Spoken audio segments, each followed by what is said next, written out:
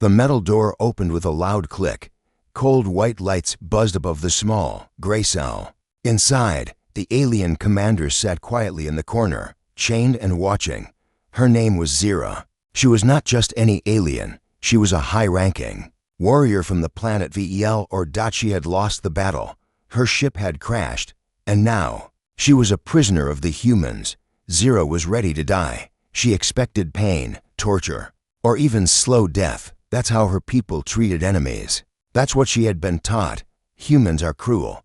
But the man who walked in did something strange. He didn't carry a weapon. He didn't shout. He didn't hit her. He pulled a small chair and sat in front of her, calm, still, watching. His name was Captain Elias Reyes. For a long moment, no one spoke. Then the human said softly, "Do you know why you're still alive?" Zira stared at him, confused. Was this a trick? Some kind of mind game? She said nothing. Reyes reached into a bag and pulled out a bottle of water. He slid it across the floor. It stopped near her feet. She looked at it, but didn't touch it. Reyes smiled slightly. "It's not poisoned. I promise." Still, she didn't. "Drink. Your ship sent a signal before it went down." He continued. "We knew there was someone important inside." Zira finally spoke. Her voice was sharp, proud. "Then why not kill me quickly? I'm your enemy." Reyes tilted his head. "Because I don't kill without reason." That confused her even more. Every part of her training told her humans were savages, killers, liars. But this man was calm, almost kind. He stood up and walked to the wall. There was a small screen there. He tapped something. The wall changed. Now it showed a window. View of stars. And not just any stars. Her stars. The same star cluster where her home planet was. Zira's eyes widened. She stood up slowly, staring at the stars. Her voice was soft now. "That's my world." Reyes nodded. "I thought you might miss it." For a few seconds, the room was silent. Just the hum of lights and the soft sound of space outside. Zira sat back down. This wasn't what she expected. She had prepared to be broken, to be tortured for information. But this human was treating her like a person. She asked, carefully, "What do you want from me?" Reyes didn't answer directly. Instead, he said, "Do you believe all humans are monsters?" She looked away. "I was trained to believe that, yes." He gave a small laugh. "Then maybe your training was wrong." He stood up and walked to the door. Before he left, he turned and looked at her once more. "You're not my prisoner, Zira," he said. "You're my responsibility." Then he walked out. The door shut behind him. That night, Zira couldn't sleep. The water bottle still sat near her feet. She picked it up, opened it slowly, and took a small sip. It was clean, cold, real. She looked back at the screen showing her home stars. Why was he being kind? Was it a trick? Was he trying to break her with softness instead of pain? Or was he telling the truth? The next morning, the door opened again. This time, he brought food. Simple human food, bread, fruit, something warm in a metal cup. He placed it near her and sat again. She didn't eat. Not yet. "Why are you doing this?" she asked him. Reyes leaned back. "Because war doesn't mean we stop being human. Or in your case, person." She didn't understand, not fully, but she was starting to feel something strange. Not fear, not hate, but curiosity. Later, when the lights dimmed and the stars returned to the wall screen, Zira whispered to herself, "He was supposed to kill me, and yet, here she was. Alive, fed, warm, confused, very confused. Because maybe, just maybe, not all humans were monsters. And maybe this one would change everything." She stood by the edge of the small cell, her hands behind her back, eyes fixed on the glowing screen showing her home stars. Her body was still, but her mind wasn't. It raced with questions. Why hadn't he hurt her? Why show her the stars? Why feed her real food? Commander Zira had been trained from birth to believe humans were violent, greedy, dangerous. Her people called them sky beasts. Now one sat across from her every day, offering water, words, and silence instead of blades. He hadn't even asked her a single question. No demands for military codes, no threats. He just sat, spoke, left. Today, he came again, same calm steps, Same uniform, same quiet eyes. Captain Reyes, this time. He brought something different, a small device. He placed it on the table and said nothing. She tilted her head. A weapon. He shook his head.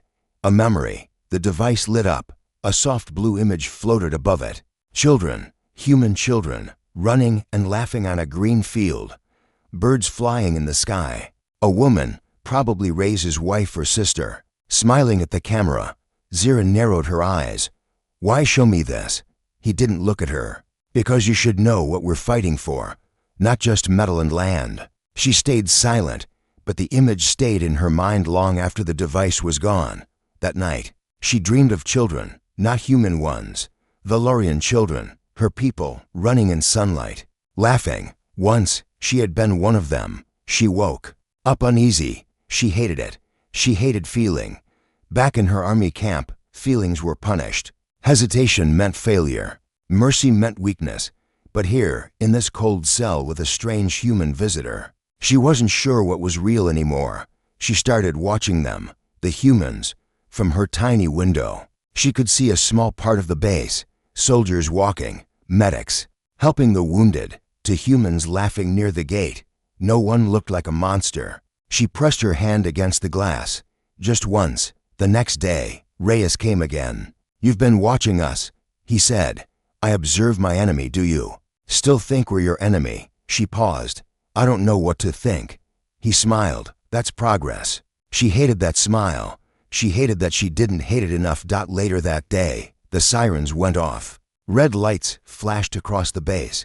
Explosions shook the walls. Zira jumped, her reflexes taking over. The noise was different from any human weapon. She recognized it instantly. Not your people, she whispered. This sound, it's the Krell. Reyes burst in, unlocking her door. What did you say? She stepped forward. That's not a human attack. It's another race, the Krell. They don't take prisoners. His eyes locked on hers. Then I need your help. She stared at him, stunned. You're trusting me. I have no choice. He tossed her a small weapon, not her usual gear, but strong enough. Her fingers hesitated on the grip. He turned to leave. With me, or stay here. Your choice. She followed. The corridor was chaos. Humans shouting. Weapons firing. Krell soldiers stormed in from the east gate. Reptilian, tall, savage. Zira took cover behind a crate, raised the weapon, and fired, too. Krell dropped. Reyes gave her a look, not of surprise, but of respect. They moved like a team, covering each other, clearing hallway after hallway. For the first time, she wasn't an enemy. She was a soldier, a fighter, a partner. After the attack, after the smoke cleared, after the Krell were gone, some humans cheered. Others stared. She had saved lives. But when she walked back into her cell that night, she knew it wasn't over. A group of soldiers passed her cell window. One of them spat near the door. Traitor, he muttered. Not at her. At Reyes, she realized. Then he had risked everything by trusting her. She sat on the floor and held the water bottle in both hands, her fingers tightening around it. This wasn't about war anymore. This was something else. She didn't understand it fully yet. But she would. She had to. Because something had changed, and there was no going back now. The alarm was silent this time. No flashing lights. No warning voices echoing through the halls. Just a sudden stillness to quiet, to perfect. Zira noticed it first, even inside her cell. Something felt off. The air felt heavier, tighter, like the base itself was holding its breath. She rose from her cot, eyes sharp. Something was coming. Something worse than the Krell. She had been here long enough to understand the rhythm of the human base when the guards changed. How many footsteps passed her cell at night.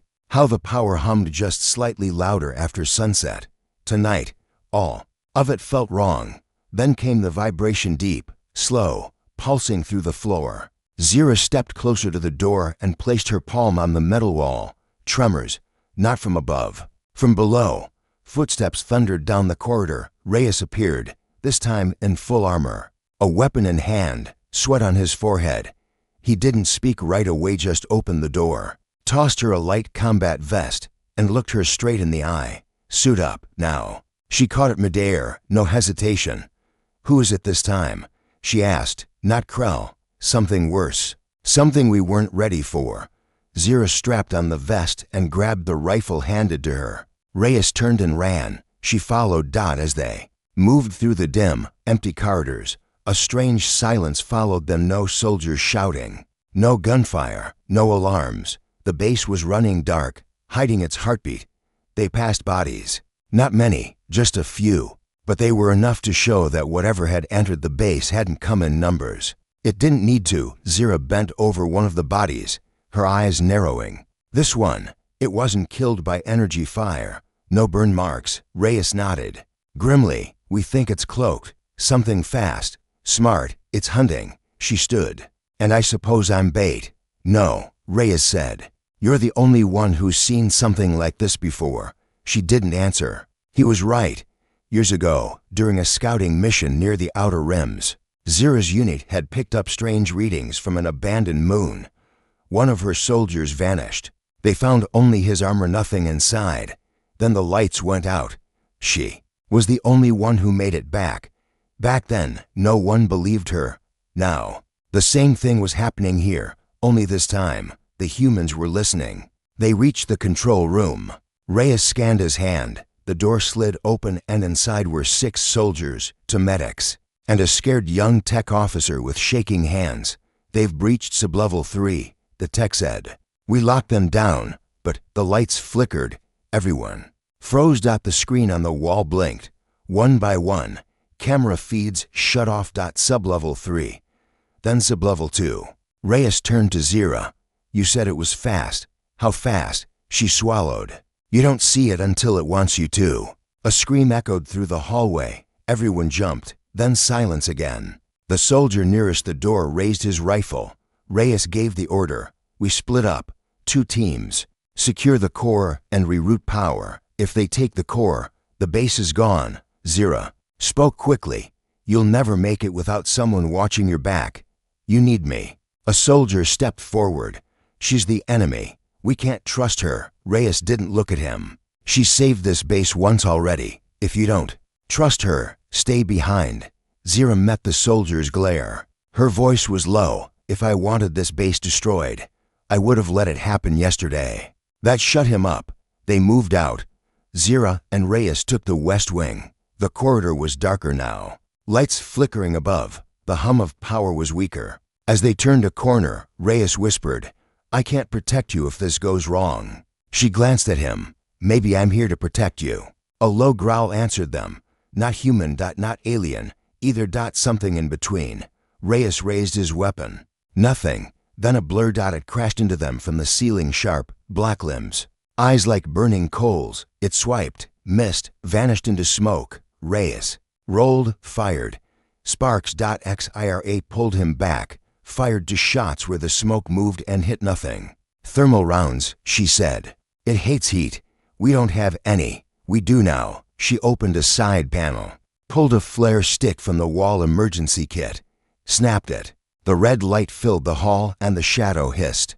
Now they saw it. Thin, tall, armored in something that wasn't metal, wasn't skin. It crept along the walls like a shadow given shape. Reyes fired again.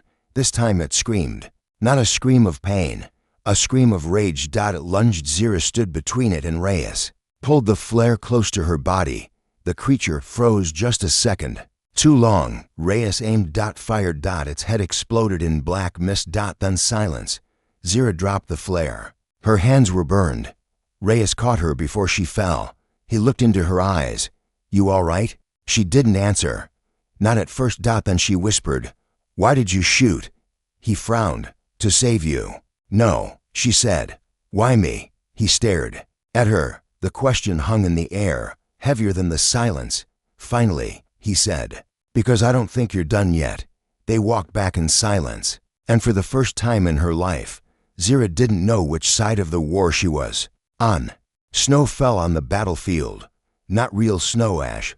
Light gray flakes drifted down from the broken sky, covering scorched metal, shattered walls, and silent bodies.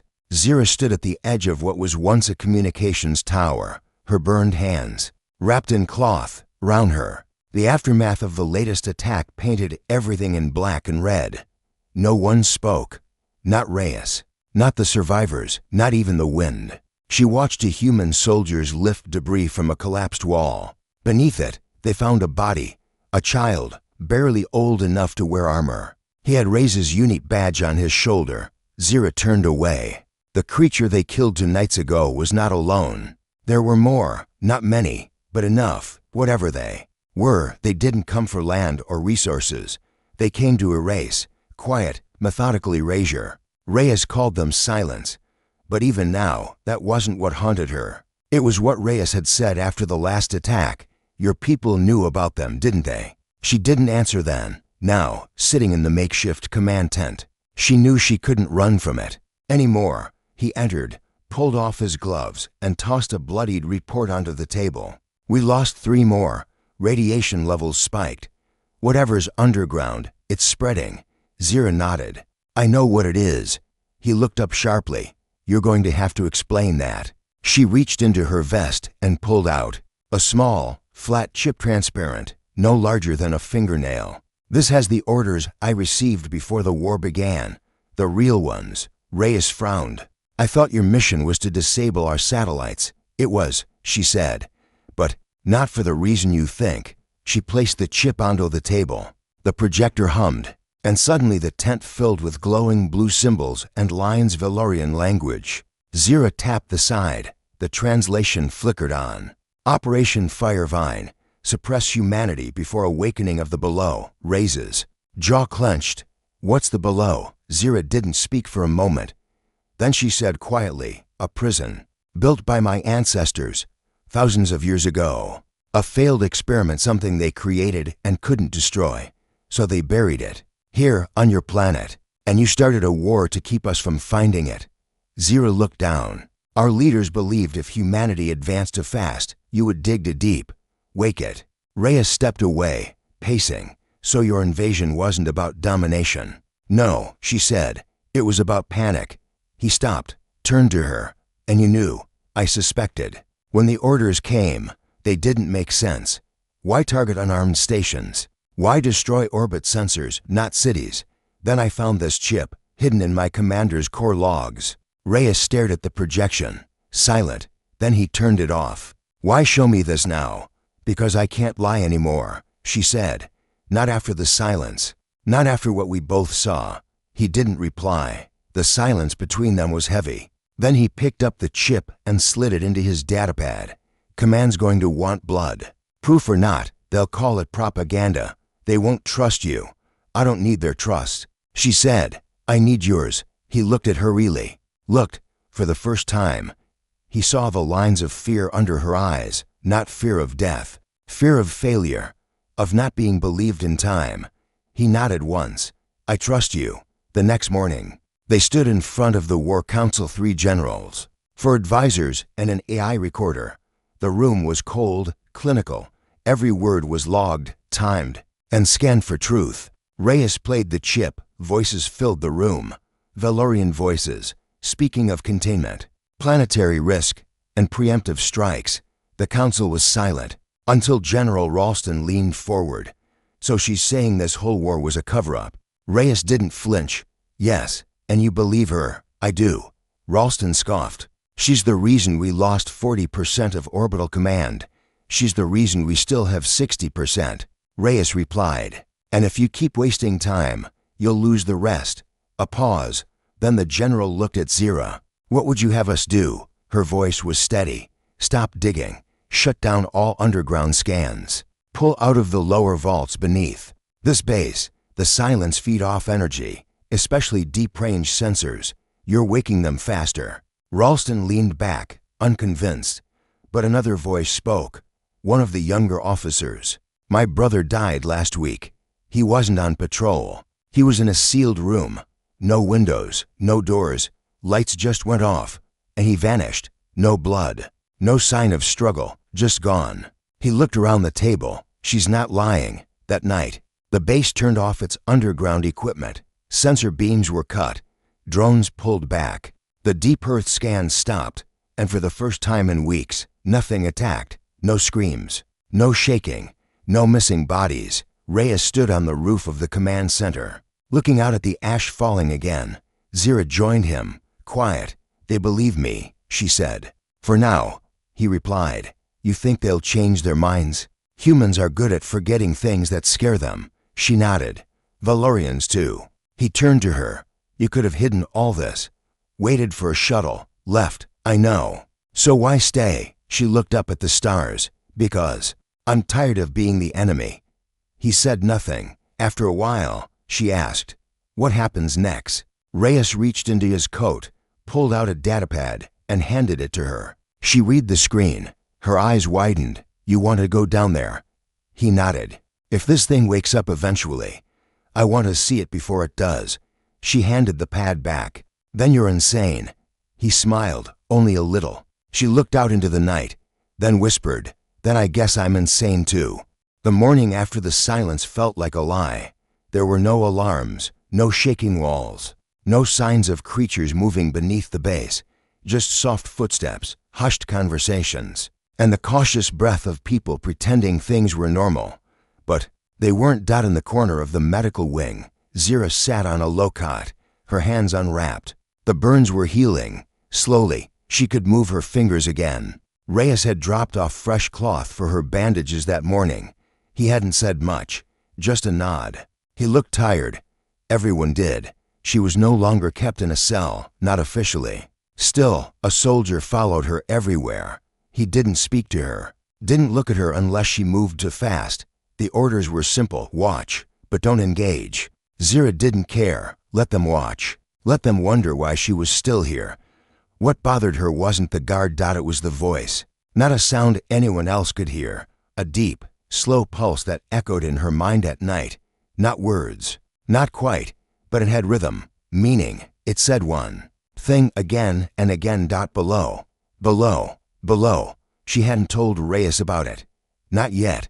That afternoon, she sat across from him in the tech bay, maps of the underground tunnels glowing between them. The others had left. Reyes had dismissed them. Early, it was just the two of them now. She leaned forward. You said we shouldn't go back down there.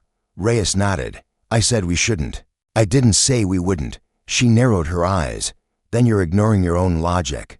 He didn't argue, just said, there's movement again. Small, sublevel 5. We shut the sensors down, but one of our engineers didn't get the memo. He turned his scanner on for 3 minutes. Something moved, and you think it noticed. I know it did, Reyes said quietly. She looked at the glowing map. So what's your plan? He turned off the screen. We go down, just us. One shuttle, one path. We get in, confirm if the containment is broken. We come back, no backup, no noise. She stared at him for a long time. Then, you trust me that much? I shouldn't, he said. But I do. That night, before the descent, she walked alone through the outer corridor of the base. She passed soldiers who used to glare. Now they looked away. A few nodded.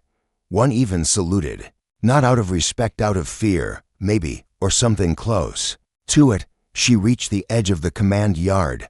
There, by the barracks, a small human child stood by a broken water pipe, poking at the ice. The girl looked up, saw her, and didn't run. Zira approached slowly. The girl asked, Are you the alien who saved my dad? Zira blinked. I don't know who your dad is. He says you fought beside him, against the shadow monster. Zira nodded once. The girl held something out. A soft cloth doll, stitched from old uniform fabric. It had dark eyes and silver thread down the back. This is for you, the girl said. She's strong. Zira took it. Her throat tightened in a way she didn't understand. The girl smiled, then ran off. When Zira returned to Reyes, she didn't speak of it. She just held the doll tightly in one hand as they stepped onto the shuttle platform. They descended in silence. Sublevel 5 was colder than she remembered. The walls were sweating. Pipes dripped. The ground pulsed faintly, not in sound, but in feeling, as if the earth itself had a heartbeat. They moved carefully through the shadows, weapons drawn, but lowered. Reyes paused by a sealed blast door. The old Valorian code shimmered across its surface, letters not written by her generation, ancient, designed to stay shut forever. But it was open, a crack, just wide enough for a body to slip through. They exchanged a glance. He whispered, We're too late. Zira nodded. Her heart pounded. They entered. The chamber inside was huge, impossibly huge. Stone and metal intertwined. Symbols pulsed dimly on the walls, etched in light.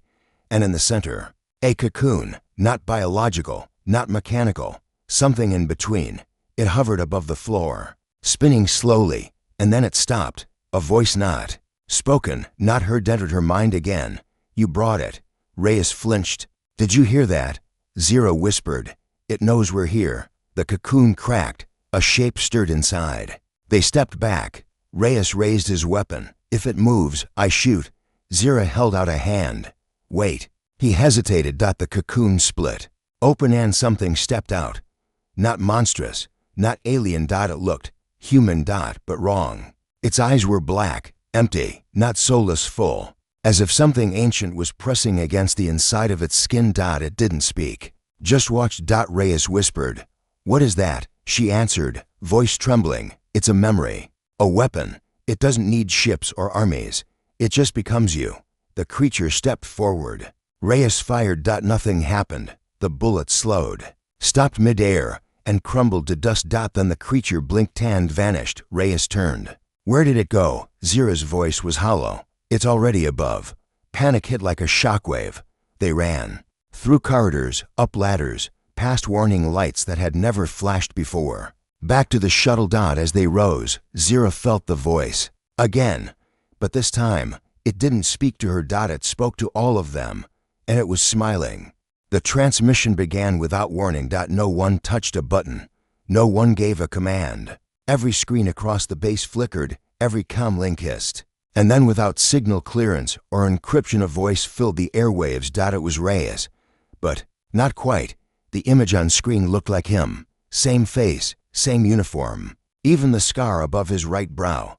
But the eyes, they were wrong. Too dark, too still, too perfect. His voice was calm, measured, almost soothing. "This is Captain Elias Reyes, United Earth Defense. There is no cause for panic.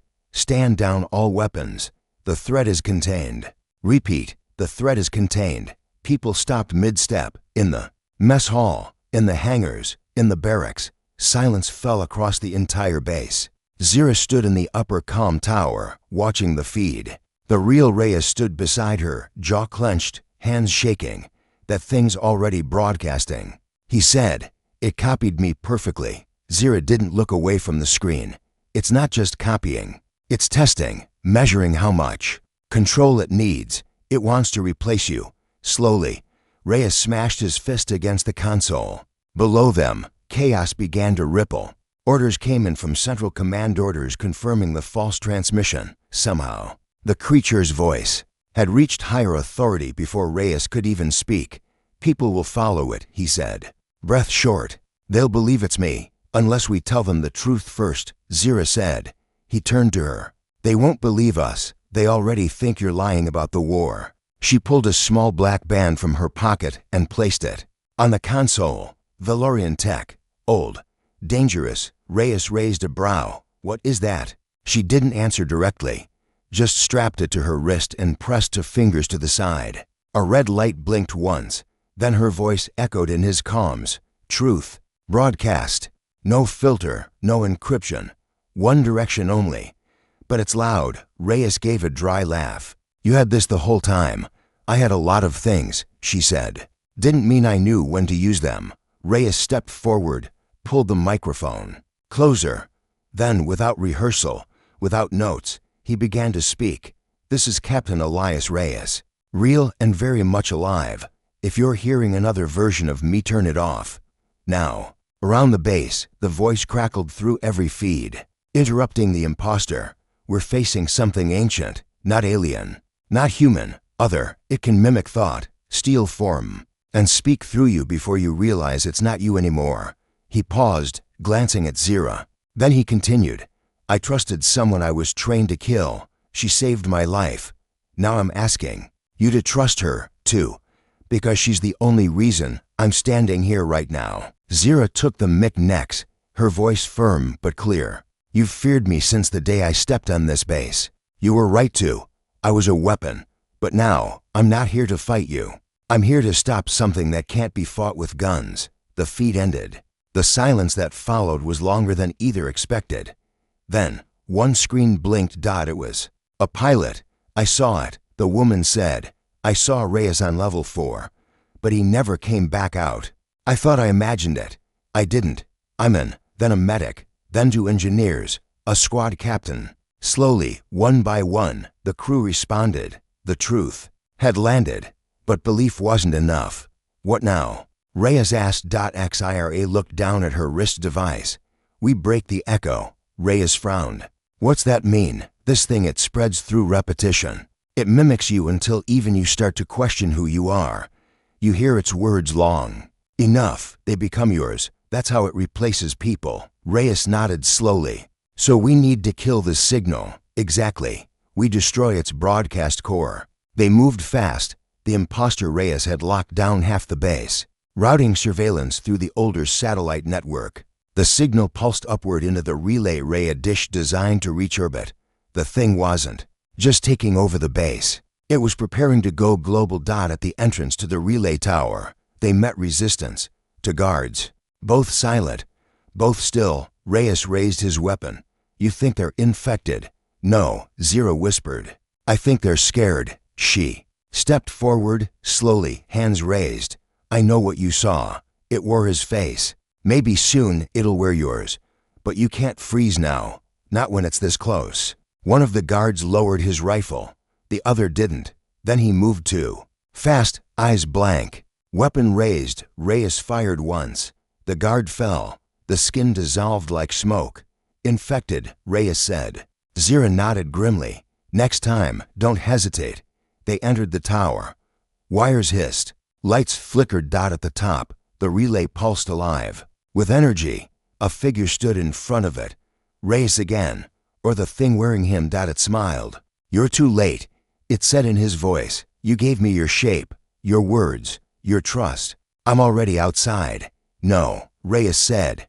You're still trying to be me, which means you're still afraid. He fired. Nothing happened.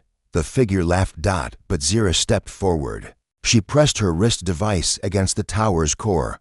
The band exploded with light. Valorian code poured through the system, corrupting the signal, rewriting it in reversal loop of broken truths and shattered lies. The imposter screamed, not in pain, but in rage. The tower shook. The light dimmed. And then nothing. Just silence. Reyes looked at her. Did we win? Zira breathed hard. We stopped this voice. But it has others. They stood in the wreckage, surrounded by fried circuits and scorched steel. Below, the base was waking up again. And above, the stars waited. The first snow on Earth in months began to fall just before dawn. Real snow this time. Cold, clean, quiet. It drifted across the base ruins, covering burn marks and shattered glass, softening sharp edges, as if the world itself was trying to forget what had happened. Zira stood at the edge of the launch platform, her arms folded, her breath misting in the morning air. Her uniform, patched together from Valorian armor and human fabrics, didn't match anything anymore. It didn't need to. She didn't belong to one world now. Maybe she never had. Behind her, the hangar doors groaned open. Heavy boots approached. She didn't turn. I thought you left already, she said. I did, Reyes answered. But then I remembered something. She glanced over her shoulder. What's that? You still owe me an answer. Zira gave a tired smile. You never asked a question. I meant why you stayed. She exhaled, watching the cloud of her breath vanish into the cold. Because I realized something, too. And she looked up at the sky, where stars still faintly clung to the edge of night. I was always told humans were loud, violent, that you destroy what you don't understand. But you, she paused, you gave me silence when I needed it, and questions, instead of chains. No one in my life ever asked me what I wanted. Reyes stepped beside her. He didn't respond right away. They stood together, side by side, looking out at the snow-covered world. Below the surface, the echoes had stopped. For now, the creature, or whatever it was, had been pushed back, its signal silenced, its voice cut off. But Reyes knew, and so did she, that it wasn't gone, just sleeping again, waiting, changing form, perhaps, watching through other eyes. Command wants me to give a full report, Reyes said. They'll try to spin it. Pretend it was a failed experiment. Blame it on tech errors, standard protocol, Zira. Nodded. They'll call it something they can explain. They always do. A beat of silence. Then he added, they also want to arrest you.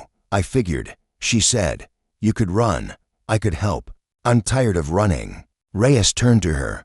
Then what will you do? She looked at him. And for once her answer came without hesitation. I'm going back. His brow furrowed. To your people, to the ones who still listen. There are cracks in the old system. Not everyone wants war. Some of them believe the invasion was wrong from the start. You think they'll welcome you. I don't need a welcome. I need a voice. He studied her for a long moment. Then he reached into his jacket and pulled out a small silver pin, the emblem of his unit. You might need this. I'm not one of you. No, he said. But maybe you're what we needed all along. She took the pin, didn't smile, didn't cry, just nodded and tucked it into her coat. The shuttle arrived an hour later. Small, fast, unregistered. Something Reyes had called in from an old contact who owed him more than a favor. They walked together to the loading ramp. Before she stepped inside, she turned. Do you think they'll listen? She asked. Your people. Some will, he said. Others will ignore it until it's too late. And when the voice comes back, Reyes looked past her, toward the horizon. Then we fight it again. And next time, maybe we won't be so alone. She held his gaze. There was nothing left to say. But as the ramp lifted and the engines hummed, Zira felt something she hadn't felt in a long time. Possibility. Not peace. Not hope. But a chance. As the shuttle disappeared into the clouds, Reyes stood alone.